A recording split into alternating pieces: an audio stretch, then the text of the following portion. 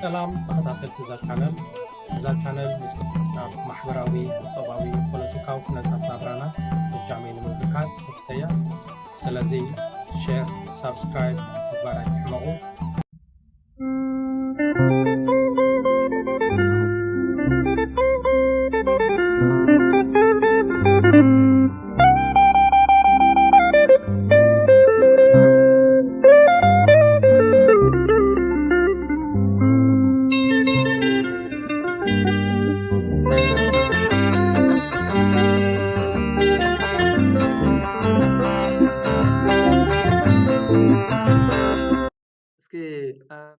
كم مجمر خوننا ولا سامبا أخا جمر بوليتيكاوي سلفتات ناي عدنا ناي إرترا مالتي أبز دقزلوا እቲ ማኒፌስቶናትን ወይ ዕላማታትን እንታይ ኣብ ግምት ዘእትዎ ክኸውን ኣለዎ እንታይ ክኸውን ኣለዎ ቀንዲ ሕመረት ናይቲ መደባትን ናይቲ ዕላማታትን ማኒፌስቶ እውን በቲ ሕፅር ዝበለ ናይ ግዜ ምዃኑ ክንዛረበሉ ንኽእል ኢና እንታይ ኣብ ግምት ዘእትዎ ክኸውን ኣለዎ ثانك يو تسفي سلام تخطاتلتنا حدا ናይ ደንበ ተቃውሞ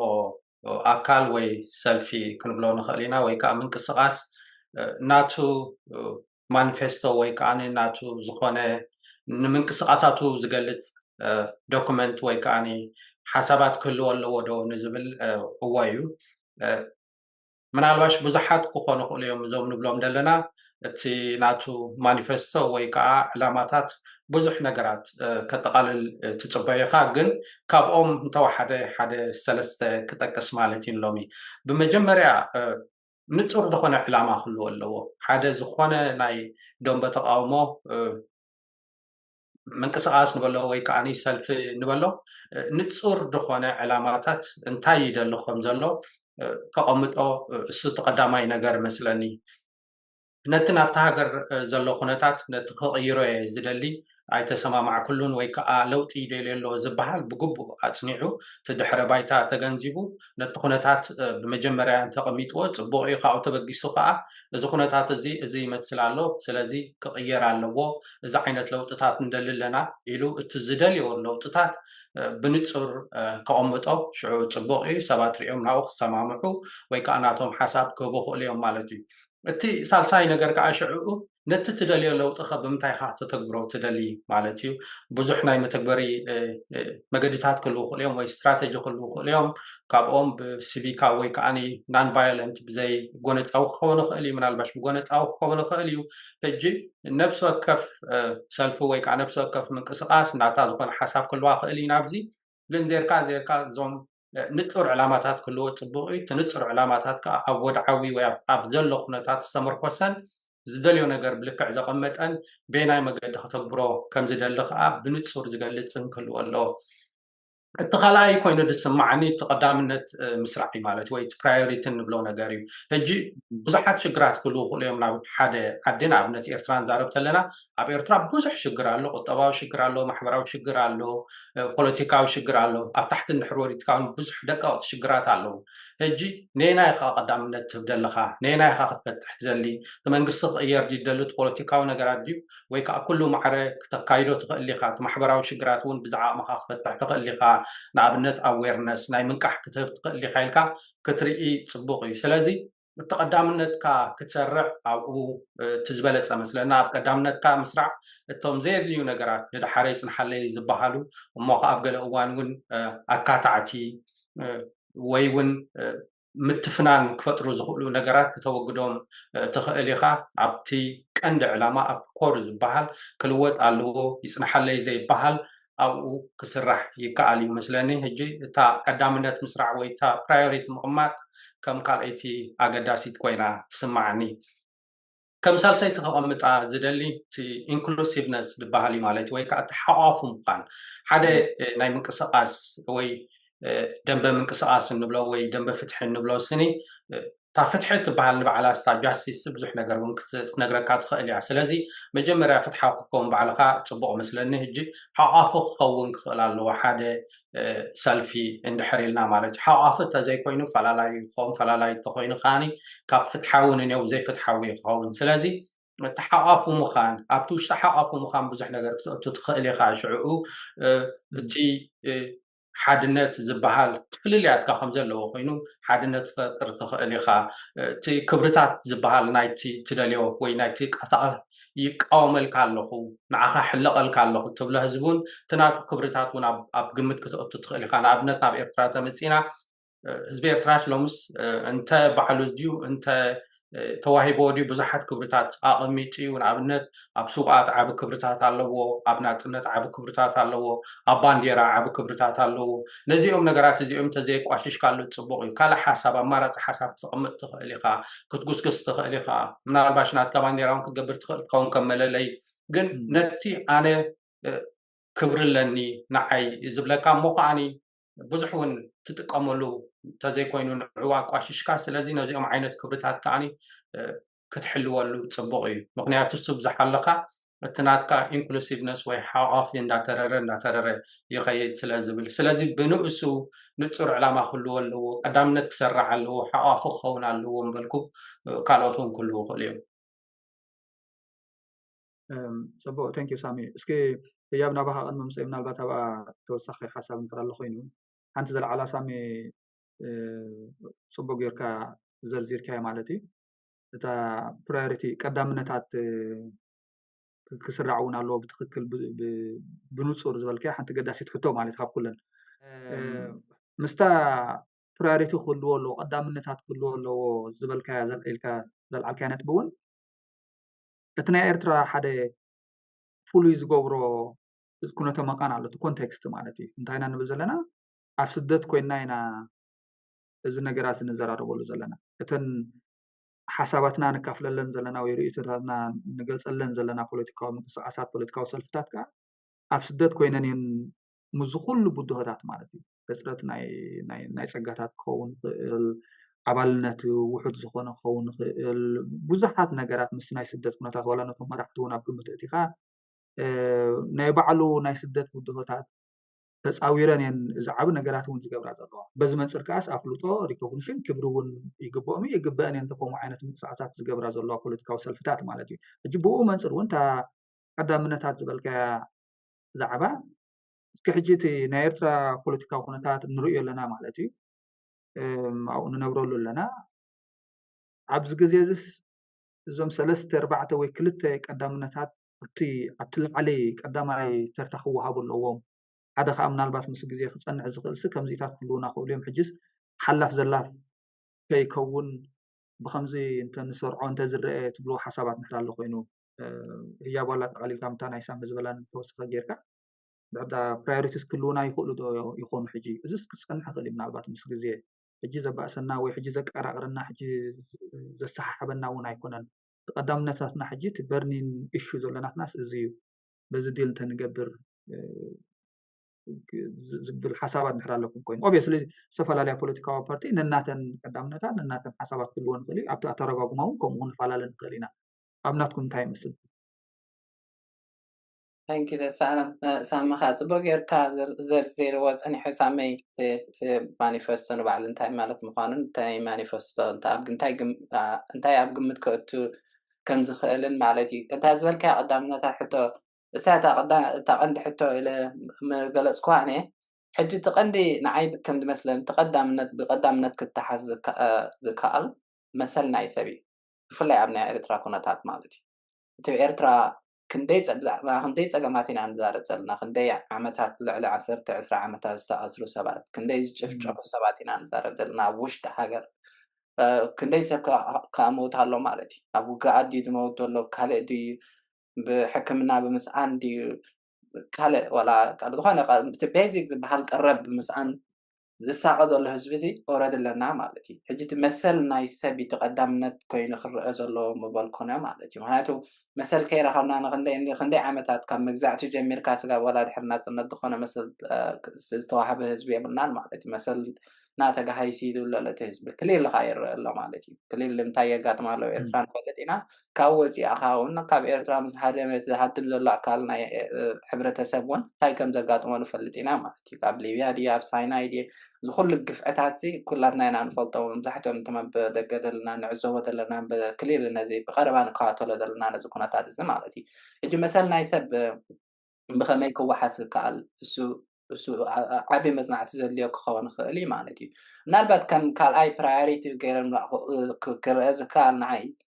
ንባዕሉ ዓቕምታት ማለት እዩ እቲ መሰል ናይ ነዚ መሰል ክተውሕስ ወይ እውን ከምዚ ማኒፌስቶ ጌርካ ዲኻ ተቃዊምካ ዲኻ ለውጢ ንኽተምፅእ እንታይ እቲ ዓቕምታት ተድልየና እንታይ ዓቕምታት ተድልዮ ንሓንቲ ሰልፊ ወይ ንሰልፍታት ብሓንሳብ ተጠሪፈን ክሰርሖ ዝኽእላሲ እንታይ ዓይነት ዓቕሚ ተድልየና ዓቕሚ ሰብ ክኸውን ይኽእል ስኪልስ ወይ ሞያ ክኸውን ይኽእል እዩ ካልእ ዓቕምታት ማለት እዩ ዋላ እቲ ሪሌሽንስ ክኸውን እዩ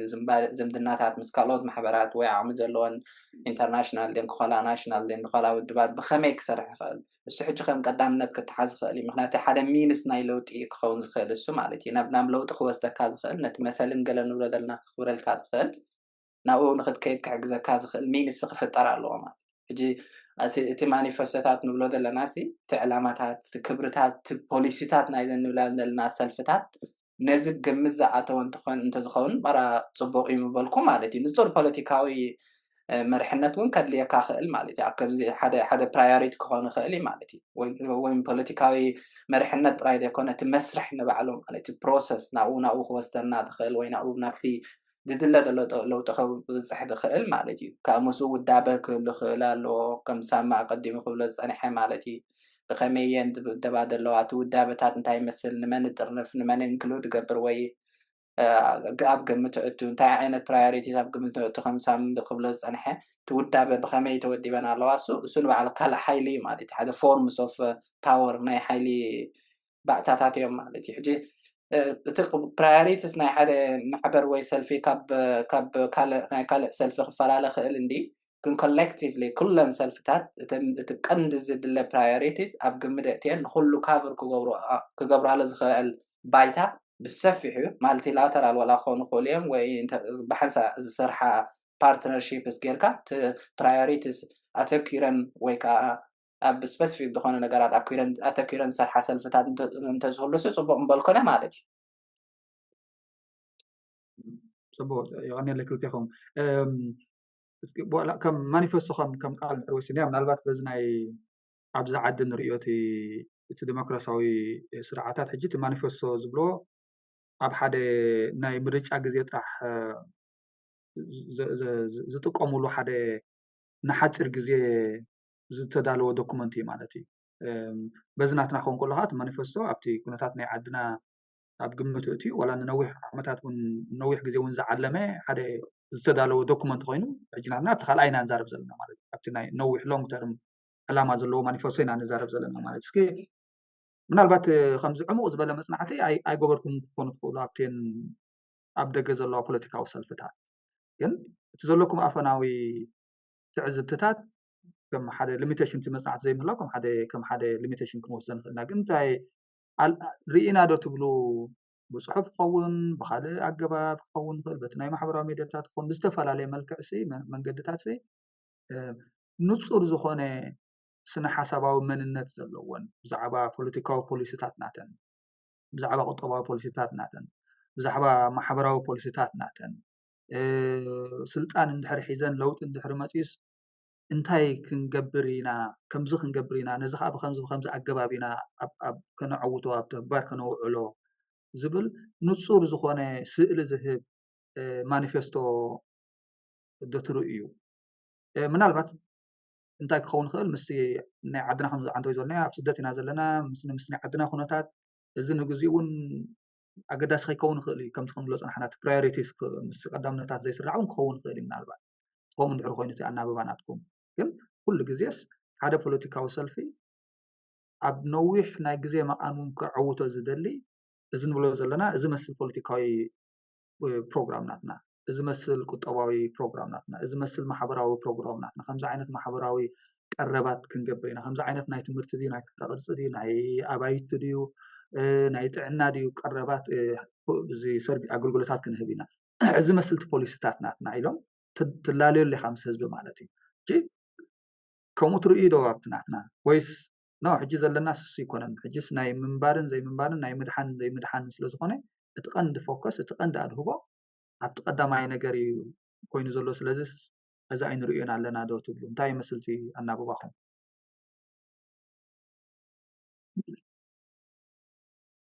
هو أنا تايم بالكون يا تسفي مبزحتن إذا نبدأ جزلوا سلفتاتن من قصاصاتن أمونغو استقرقرا خويني دسمعني بحد وجن كم سلفي كقوما يدليا بحد وجن كاني كم من قصاص هجي حناخاتي أنا مبزحت جزء كريت بلقو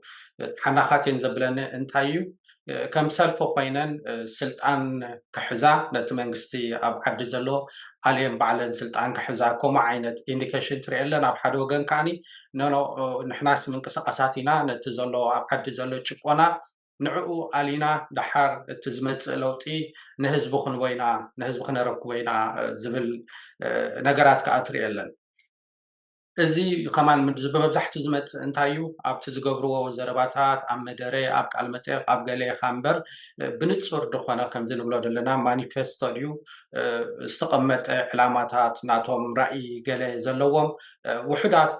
ኢኻ ትርኢ ንኣብነት ምናልባሽ ክጠቕሶም ዝኽእል ነገር እንድሕር ኣለዉ ብሩህ መጻኢ ብራይት ፊቸር ሶም ናቶም ንጹር ድኾነ ማኒፌስቶ ኣለዎም ምስ ኩሉ ድኽመታቱ ማለት እየ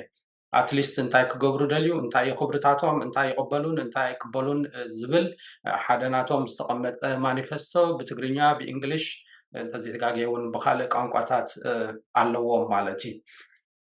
እንጂ ነዚ ማኒፌስቶ ሓደ ብሓደ ክትሪኦ ትኽእል መስለኒ ናቱ ካለ መዓልቲ ክግበር ካል ኸውን ፐርፌክት እዩ ኣይኮንኩን ድብል ኣለኹ ጽቡቕ እዩ ንጹር እዩ ገለ ኣይኮንኩን ድብል ኣለኹ ግን ኣትሊስት ኣቕሚጦም ኣለዉ እጂ ሰብ ርእዩ حساب كوسد خلي انتايوم دليوم انتايو كبرتاتهم نمنتاي يقبلون نمنتاي يقبلون زبهار ريخا زسما معني نعين دحريلكا مش من الباش اتو تقلي خا نو اذن عي ناتاي كبري والقاو كبري اي وكلن يدحريلكا خا كتلا تخلي خا مالتي كالون زي برجينا حمدو زبهال متيلو برجينا حمدو عد انجليز وي برجينا حمدو يكاي زبهالو مانيفستو كاتو زي بالكو بايلو سالو حجي زبايلو سزون كم زدبلكا انت علاماتاتهم قال زبحلالو بنصر كاني سلطان كحزوخم ددليو قميطملو سلطان حيزوم كاني نهزب خركبوخم زدليو السون ناتو زخونه دخمتات الله نابنت امرحنت متقين كاس كب 10 شموت حساب 50 اطرح كتكون عليكا زبل قميطملو مزعنتو يزبلكو خا حقاف وي انكلوسيف كخون علو نزبل من الباش غاراچ خون از خما زي ناي يوكاي برجينا حمد بايلوس كاني ناتو دخمتات الله ناتو خا بليچاتات الله مقماطهم طرحونسي حدا عبسيبي مالته هجي انت يخبل كادليا زيند بوزحات سلفتات الله ابدغه منالباش 30 كبابي دبصحه كلن كان تصور زخونه ناتن علامه يبلني كم زبلكوخا اب انترفيو اب غلخ مصخلو تم وكلتن شعي زاربيوم تحنتي ابلع كلهم دسما معلانتا يطرح اب ارترا چقونالو تچقونات اخو غدالو زبلي ግን دخمتات አለው ናቶም ዕላማታት ናቶም ድሌታት ናቶም ፕራዮሪቲ ናቶም ንግድታት ንኽገልጹ መብዛሕቶም ድኽመታት ኣለዎም እቶም ዘለዎም ከዓኒ እቶም ገሊፆም ዘለዉ ከዓ ብዙሕ ሊሚቴሽን ወይ ጉድለታት ኣለዎ ግን ኣትሊስት ምግላፆምን ከም ፅቡቅ እሴት ገይረ እያ ነዝሪኦ ፅቡቅ ሳሚ ያ ተወሳኺ ሓሳብ ንሕር ኣሎ ኮይኑ ብዙሕ ተወሳኺ የብለይን ተስፋ ما ብዙሕ ኣፍልጠ የብለይን ብዛዕባ ዝዕም ሰልፍታት ንባዕለይ ብዙሕ ይበልኩ እቲ ከምዛ መወዳእታ ዝበላ ሳሚ ማለት እቲ ኣብ ኤርትራ ዘሎ ኩነታት ንምርዳእን እቲ ተቃውሞ ዝበሃል ኣምር ምህላውን እሱ እቲ ቀዳማይ ባዕታ ናይ ዝንብሎ ዘለና ማኒፌስቶ እዩ ማለት እዩ ከምኡ ዝቃወም ኣካል ከምቲ ዓንተ ወይ ክትብሎ ፀናሕካ ተስፋ ኣለም ብዙሕ ፀገማት ተፃዊርካ ክትቃወም ምኽኣልን ሓደ ፍትሒ ንህዝብኻ ምድላይን እቲ ቀዳማይ ማኒፌስቶ እዩ ማለት እዩ ሕጂ ወላ ብፅሑፍ ይሰራዕ ወላ ብገለ ኣይበሉ እቲ ከምኡ ዓይነት ነገር ምህላው እቲ ከምኡ ዓይነት ሙቭመንትስ ወላ ኣይኹን ديلايت مهلاون إرترا دلو كونتات مردان زي فتحاو نجارات إرترا دلو كم قدام نتات مسرعن السنو بعد ما نفستي مالتي نخل خطر نفتخل نخل تقاوم زبها الأكل بحنسا خطر نفتخل إرترا دلو جقنا كم سام خبز أنها السيما بونت تبكيسنا حجي مبزحة نبلندلنا سلفتات دين كخانات زقام دلو حبرة سبب دقة خينو إرترا دلو صقامات زوجت دلو أكل حبرة سبب نسي تم بقاسي بوينت مالتي كاو تبقيس كان تاي في اللي عطالو انتاي من يتقلب دولو غلز في الحتات بزعبو بزحف لتيب لين قبل مخاال كنا مالتي صبو توسخ صبو حسب مالتي ثانك يو اسكي كاون اي كيت علينا خلناس تي انتو يوم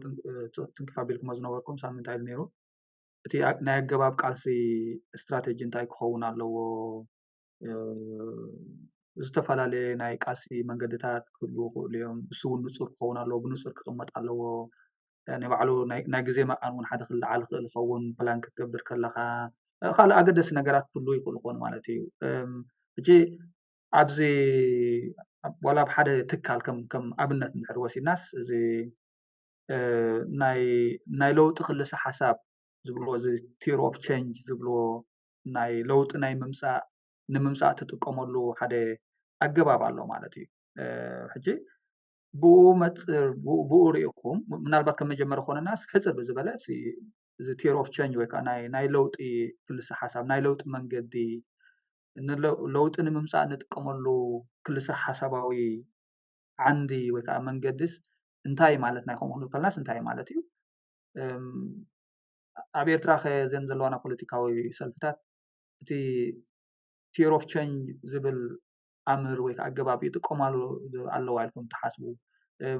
ብዙሕ ዘይተቐመጠ ክኸውን ክእል ከም ዝንብሎ ፀናሕና ማለት እዩ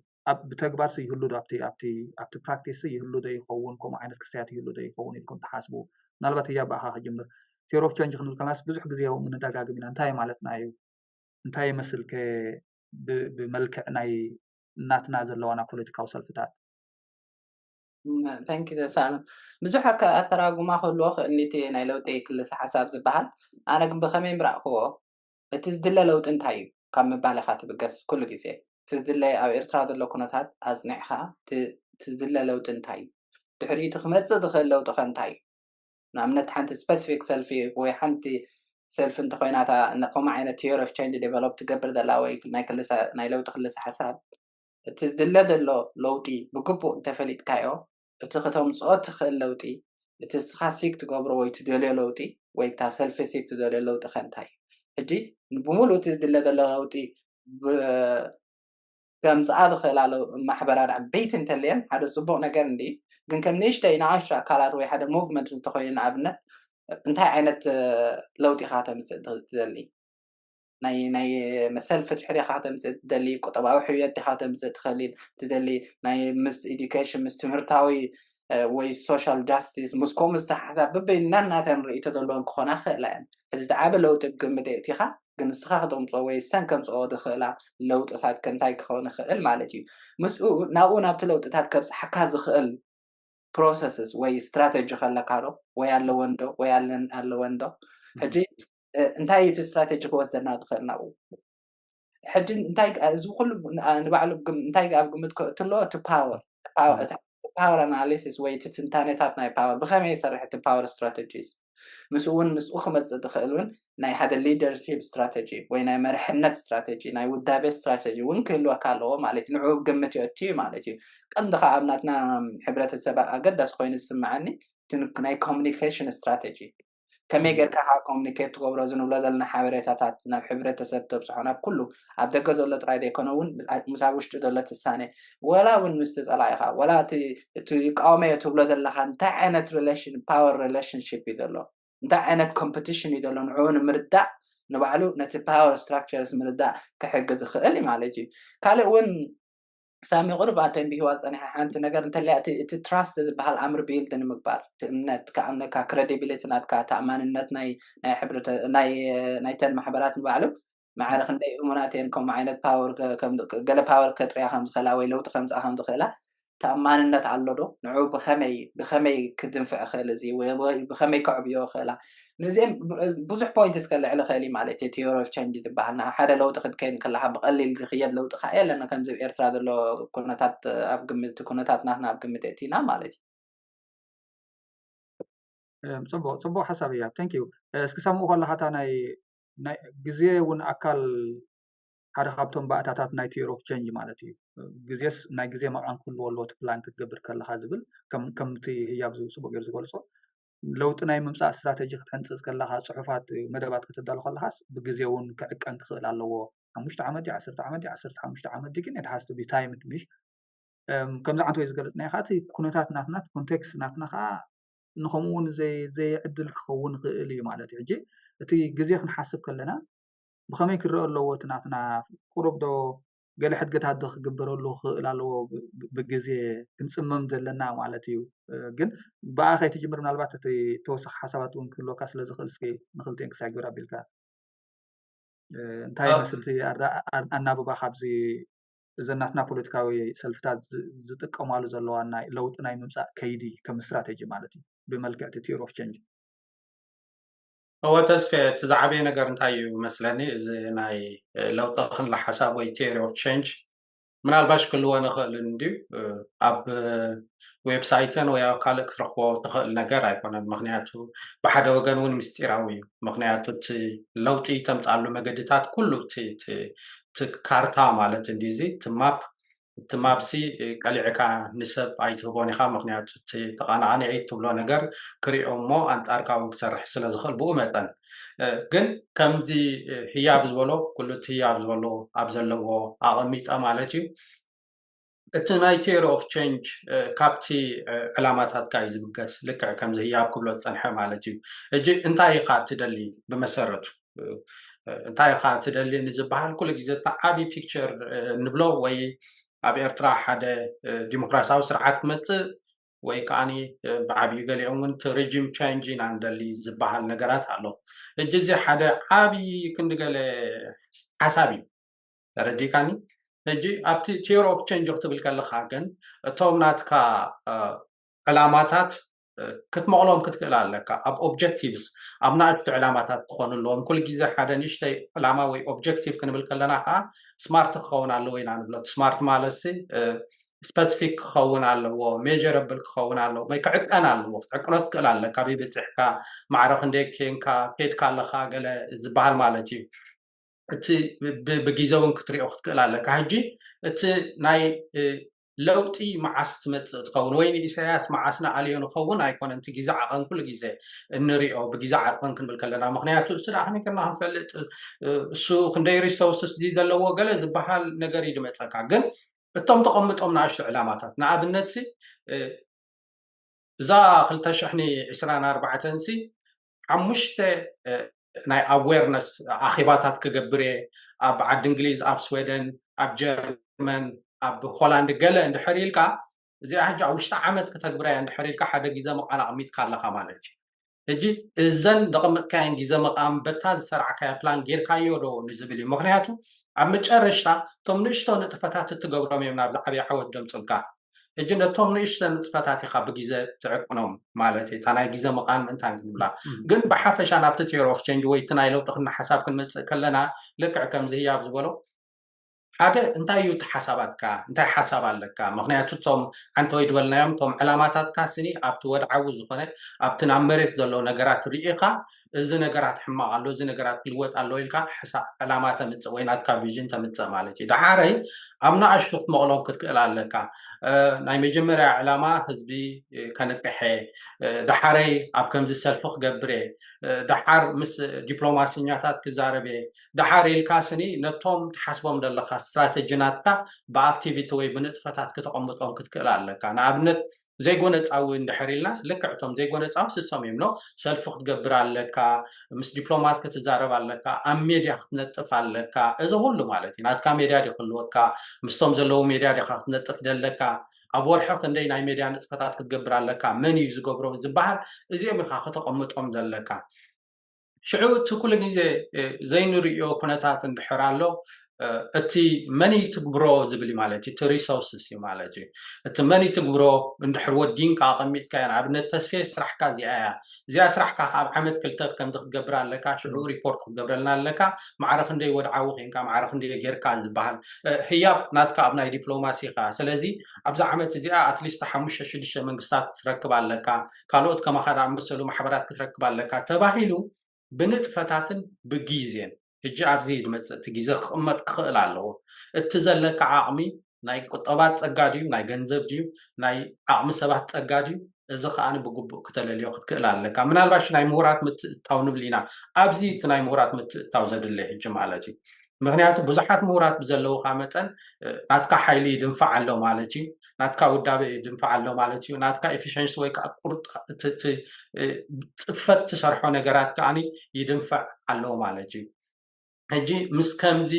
ነገራት እንድሕር ተወዲኑ ከይዱ እንድሕር ብግቡእ እቲ ክላ ሓሳባዊ ለውጢ ወይ ከዓ ቲዮሪ ኦፍ ቼንጅ እንድሕር ተጠቒምካሉ ስኒ ናብቲ ትደልዮ ዘለካ ዕላማ ብቁልጥፍ ናይ ምብፃሕ ተኽእሎ ኣሎ ንብባል እዩ ግን ብሓፈሻ ከምዚ ድብለካ ኣብቲ ንሪኦ ዘለና ከምዚ ዓይነት ንጥፈታት ንርኢ ኣለና ዲና እንድሕር ኢልካ ብዙሕ ኣይኮነን ምናልባሽ ኣብ ገለገለ ናይ ሚድያ